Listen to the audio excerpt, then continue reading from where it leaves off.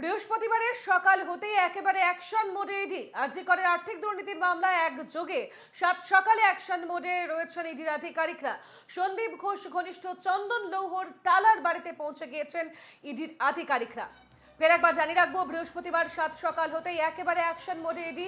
সন্দীপ ঘোষ ঘনিষ্ঠ লৌহ চন্দর বাড়িতে ইতিমধ্যেই পৌঁছে গিয়েছেন ইডির আধিকারিকরা। সন্দীপ ঘনিষ্ঠ চন্দন লৌহের বাড়িতে পৌঁছে গিয়েছেন ইডির আধিকারিকরা। সকাল থেকেই চলছে তল্লাশি। গুরুবারের সকালে অ্যাকশন মোডে ইডি।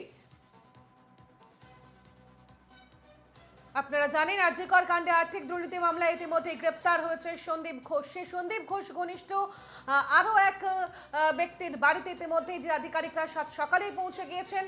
যেমনটা জানা যাচ্ছে, এই ব্যক্তির নাম চন্দন লৌহ। তার টালার বাড়িতে ইতিমধ্যে ইডির আধিকারিকরা পৌঁছে গিয়েছেন। চলছে তল্লাশি অভিযান।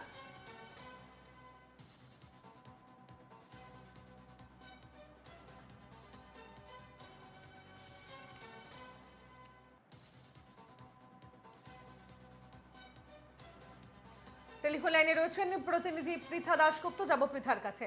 পৃথা, ইতিমধ্যে আমরা দেখলাম যে একেবারে গুরুবারের সকাল হতেই অ্যাকশনে ইডি। এবার ফের ইডির অভিযান। একেবারে সন্দীপ ঘনিষ্ঠ এক ব্যক্তির বাড়িতে আবারও পৌঁছে গেলেন আধিকারিকরা।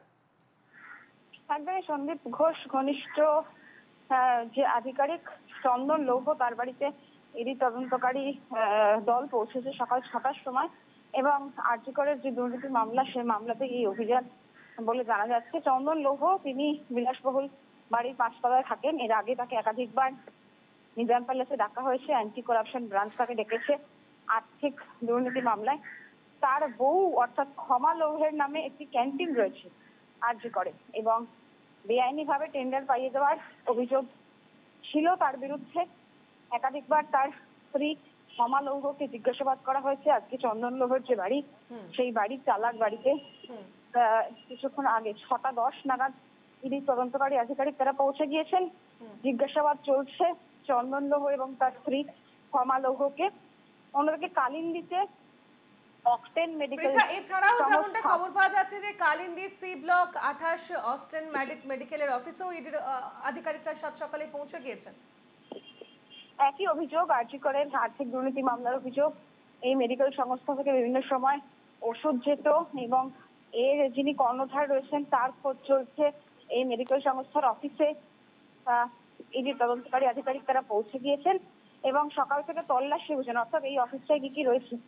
প্রতিবেশী তারা জানাচ্ছেন কিছুদিন আগে পর্যন্ত অফিসটা খোলা ছিল, কিন্তু গত 2-3 দিন তাদের বন্ধ দেখাচ্ছে অফিস।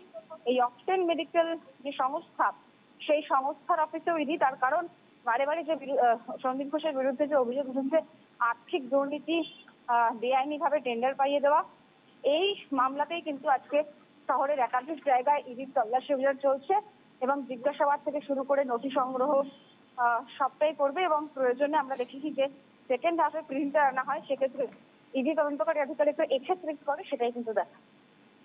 বেশ, ধন্যবাদ পৃথা। আমাদের সঙ্গে টেলিফোন লাইনে ছিলেন প্রতিনিধি পৃথা দাশগুপ্ত।